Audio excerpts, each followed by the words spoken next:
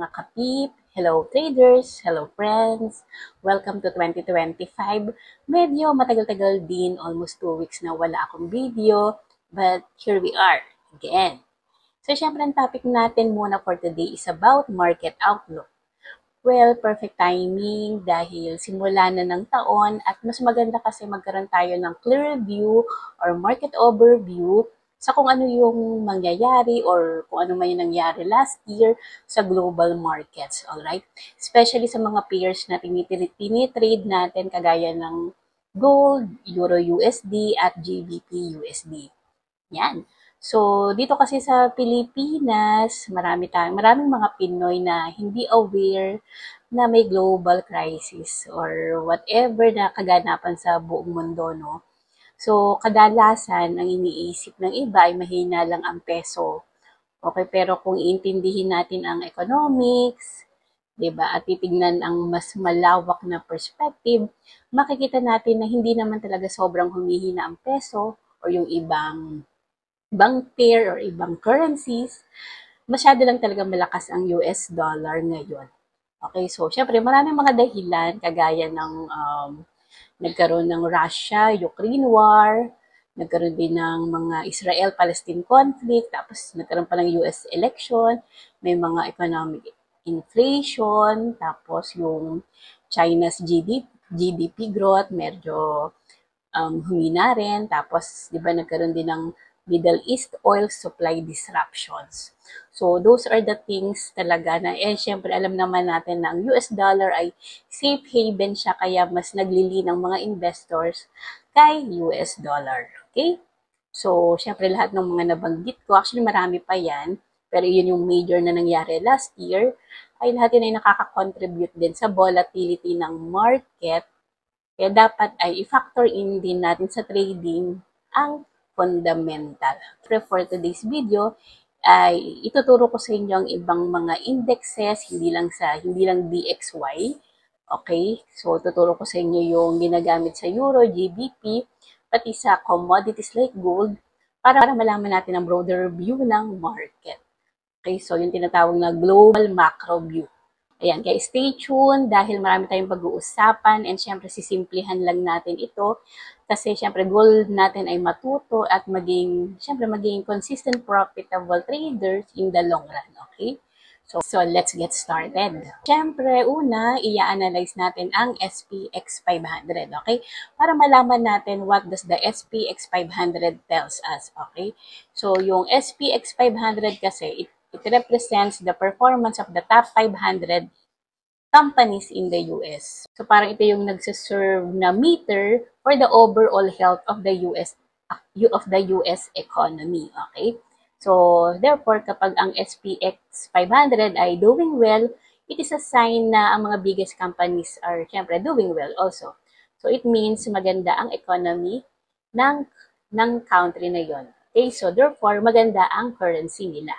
Important thing to note lang about this SPX 500 or itong top 500 companies, ito yung meter na ginagamit or judge natin as trader na magsasabi sa atin whether ang mga investors ba sa buong mundo ay natatakot mag-risk ng pera or hindi. Okay? So, ganun lang siya. Yan. Kaya most of the traders talaga ay tinitignan itong SPX 500. Actually, yung iba nga na tinitrade pa itong SPX 500 kasi generally lagi lang naman uptrend ang SPX 500. Okay? Siyempre, titignan din natin what happened to the Eurozone at sa UK as well as siyempre sa commodities.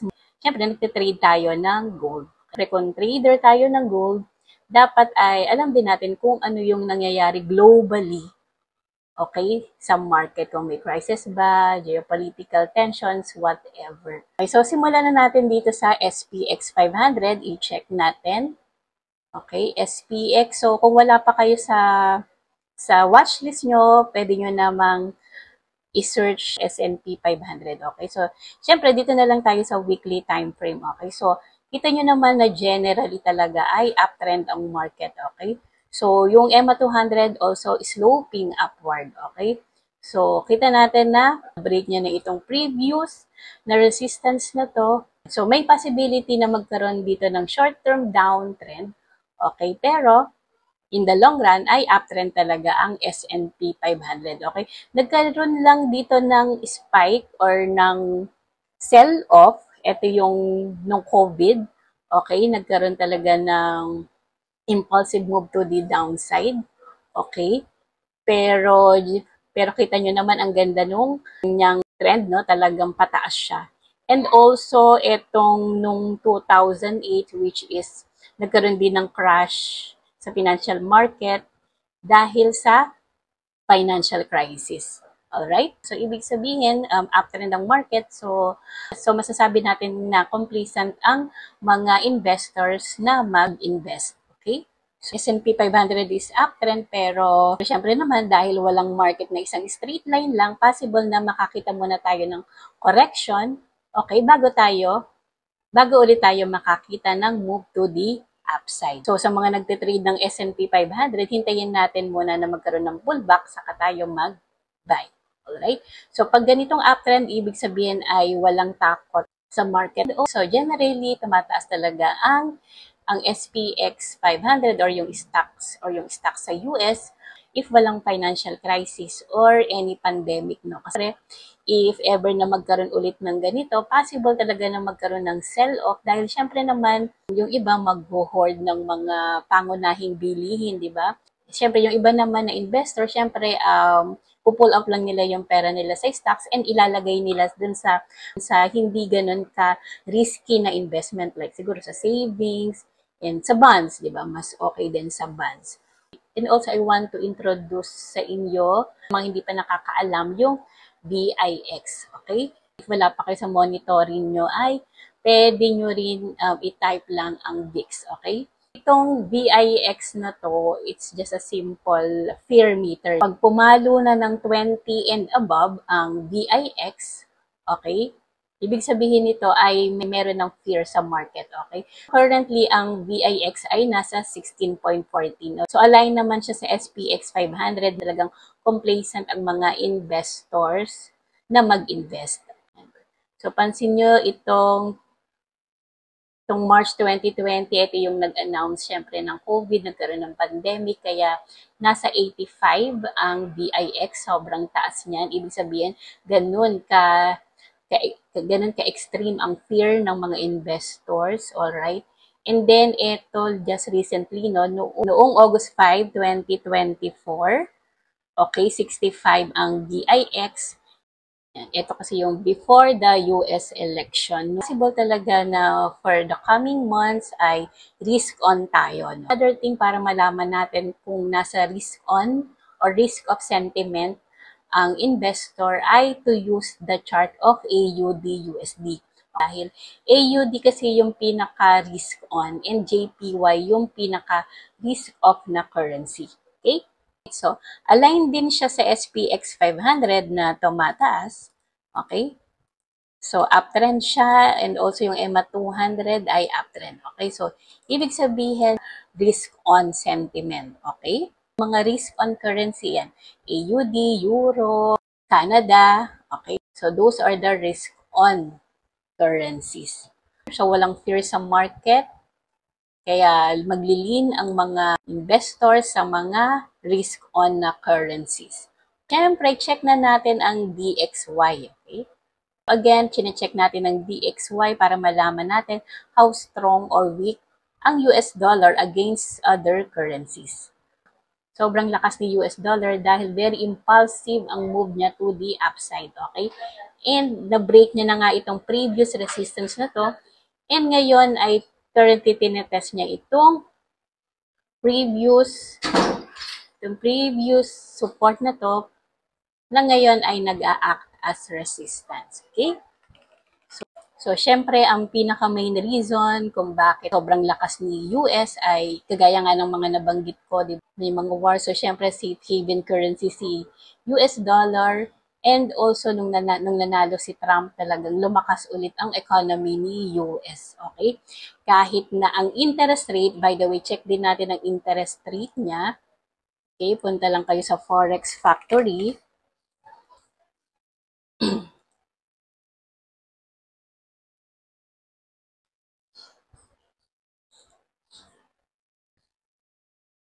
Yan, select natin. Okay.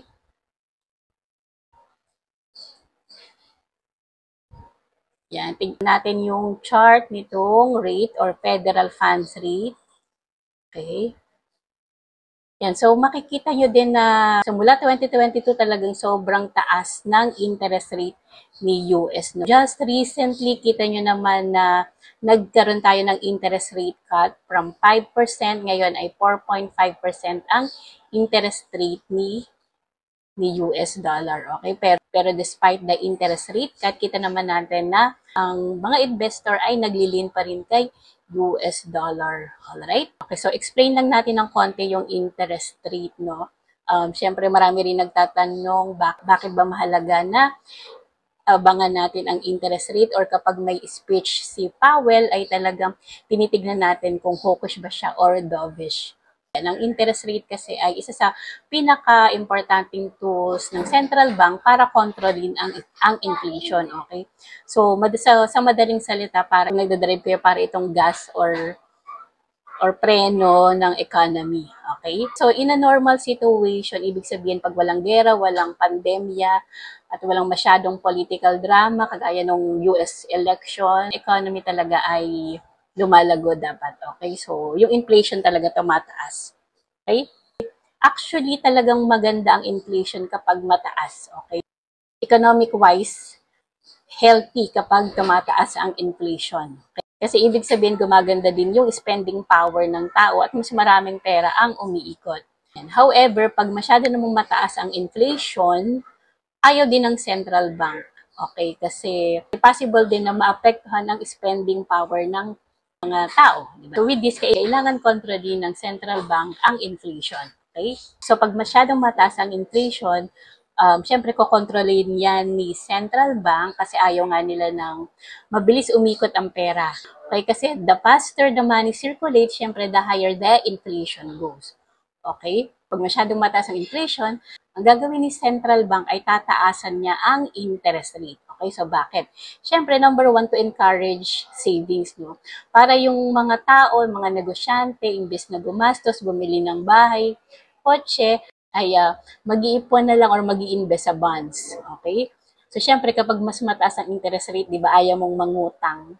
So, magiging less ang gastos. Yung iba naman ay invest nila sa bonds, di ba? Kasi syempre, very very attractive to dahil syempre pag mas mataas ang interest rate, syempre mas mataas yung magiging income mo doon sa bonds mo dahil malaki ang interest rate. So, paano ba maapektuhan ang dollar kapag mataas ang interest rate? So, syempre, kadalasan kapag mataas ang interest rate, ay tumataas din ang dollar. Okay, syempre nakakapag-attract ito ng investors or ng mga foreign investors. Okay, kasi syempre mas mataas ang kanilang returns. Kaya mas maraming bumibili ng USD para makapag-invest sa US bonds at iba pang assets. Okay? Tapos, syempre, magiging strong yung currency dahil mas maraming dollars ang naiipon sa loob ng bansa at hindi umiikot. So, with this, tumataas ang value ng dollar. Okay? Pero yun nga, no, ang tanong natin, bakit kahit bumababa ang interest rate, bakit tumataas pa rin ang US dollar? Alam naman natin na ang US dollar ay safe haven. So, syempre, marami pa rin ang demand for US dollar, okay, sa buong mundo. Kasi pag may uncertainty, mas maraming bansa ang tumatakbo sa dollar kasi syempre, mas secured talaga ito. Nung nanalo si Trump, mas na-boost ang confidence ng mga investors kay US. So, kaya tinitignan natin ang mga ito, especially pag nag-a-analyze tayo. So, i-check din natin yung monetary policy ng central bank, okay? Pati yung any other macroeconomic events. Okay? Kapag may speech si Powell, so kaya tayo, di ba, watch out tayo doon. Okay? Nagkakaroon talaga ng volatility kapag nagsasalita si Powell dahil ang mga investors ay nag-aabang kung hawkish ba or dovish si Federal Reserve. Okay? Tingnan natin yung 10-year bond dahil nga nag-cut ng interest rate, no? Si US. Okay, tingnan natin. So, ito lang yon. Ano ba yun? So, US 10-year bond. Okay?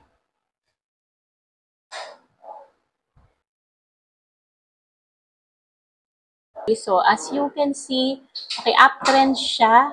Okay, very aggressive din yung move niya to the upside. Pero currently ay ranging siya. So, kahit bumaba ang interest rate ng Fed, hindi din naman ibig sabihin na diretso ring baba ang 10-year yield, no? Depende pa rin ito sa expectation ng market tungkol sa future growth at inflation ni US, okay? Siyempre, kung iniisip ng investors na bumabagal ang economy o mataas pa rin ang inflation, nagiging choppy talaga ang galaw ng yields. Okay? Siyempre, marami pa rin factors na possible na maka-apekto dito sa US government bonds. Okay? Like the supply and demand. And hopefully, for this year, wala nang war para maging normal na ang market. So ngayon, siyempre, bullish pa rin ako kay US dollar dahil nga safe haven currency si US dollar. So, syempre, let's proceed naman, of course, kay GDP and Euro. Okay? So, syempre, meron din tayong tinitignan na mga indexes. Alright? For GDP and Euro.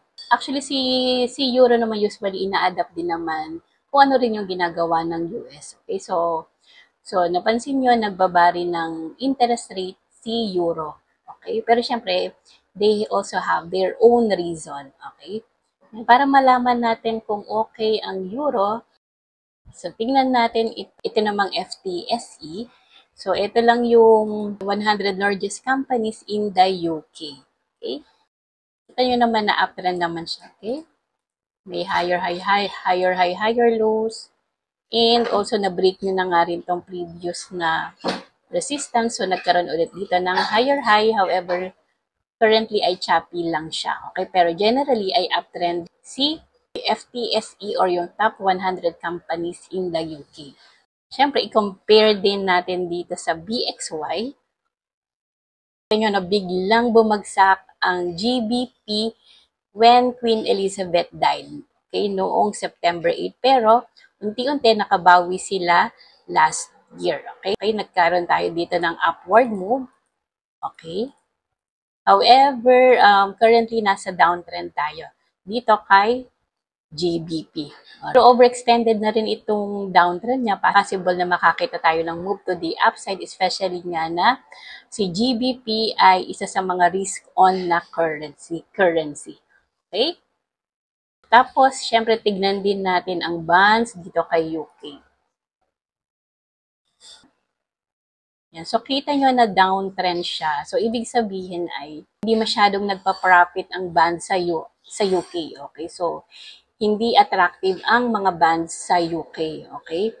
So, syempre, kung ano yung nangyayari kay GBP, affected si Euro dito. Okay? Although it makes sense din dahil nga binabaan ni UK ang kanyang interest rate. So, nag-align naman din dito sa 10-year bonds ni UK. So, tingnan natin ang Euro Index. Okay?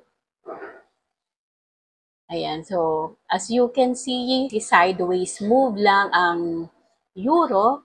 However, mula nung September, nagkaroon talaga ng massive sell-off dito kay Euro. Na-break niya pa itong previous support. Okay? But syempre, overextended na din itong downtrend na to, kaya may possibility rin talaga na magkaroon ng correction or pullback bago siya magkaroon ng move ulit to the downside. Okay? Especially nga na nasa risk on tayo, so possible na lumakas ulit si Euro. Alright? Pero tignan din natin ang German Index or yung DAX. Yan. So, bakit natin tinitignan ang DAX index? Ito kasi yung stock market index that represents 40 of the largest and most liquid companies listed on the Frankfurt Stock Exchange in Germany. Okay? So, key indicator to sa performance ng German economy. Okay? Yan kasi yung largest sa Europe. Okay? Alam naman natin na si German contributes the most sa economy ni Euro. Alright? So, as you can see, pataas naman siya. Okay, so it's a good sign naman na maganda ang economy sa Germany, and so therefore, it has a positive effect on the Euro economy. Yan. So, syempre, check natin ang interest rate dito kay Euro. Okay? So, yan. So, as you can see, noong December 12, nag-cut ng interest rate si European Central Bank or ECB by 25 basis points. Yan, so kaya naging 3.15% na lang ang kanilang interest rate, right? To conclude, ang Euro at GBP ay downtrend. However, dahil nga risk on sentiment tayo and also overextended na rin yung move to the downside, possible na makakita tayo ng move to the upside, okay? For the next few months, okay? And also, dahil nagte-trade tayo ng gold, syempre i-check din natin ang commodity index, okay? So, for commodities like gold, we can use the CRB index. So, average yan ng lahat ng commodities. Yan. As you can see, very aggressive ang move to the upside and currently nga ay nagko-consolidate lang siya. Okay? So, remember kasi kapag ganitong parabolic move, minsan grabe rin yung kanyang correction or retracement. Okay? So, actually, tignan nga natin yung gold.